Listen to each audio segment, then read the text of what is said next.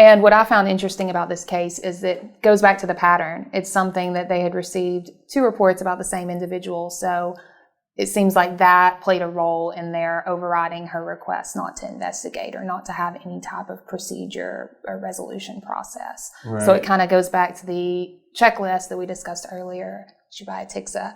One of the things to evaluate is there a pattern? Right. And so when they go and look back at this particular complaint, what they realized was this was the second complaint they had received about the same person. And so where they might have been inclined to honor that person's request not to initiate any formal procedures, the existence of multiple reports made it, in Notre Dame officials' minds, a situation that needed to be resolved, despite any reporting party's desire to the contrary. And so what makes this case so interesting is that Jane Doe sued the University of Notre Dame, saying that they violated her privacy and her confidentiality by continuing on with an investigation that she had specifically not given them permission to do.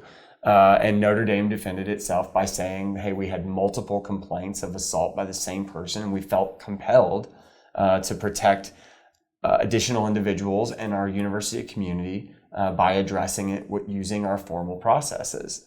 And we got a decision in this case that's very informative, I think, and helpful for those of us in the field who are dealing with these same circumstances all the time.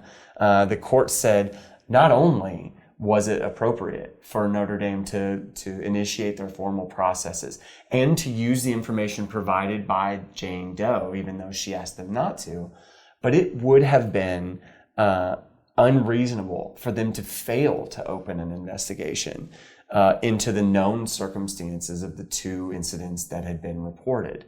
It bolsters our confidence, those of us who are in the field, who are having to make these decisions all the time, that while the circumstances have to be limited, that this isn't an arbitrary overriding of someone's desire to not initiate a process, that there are specific circumstances where overriding that request is definitely called for.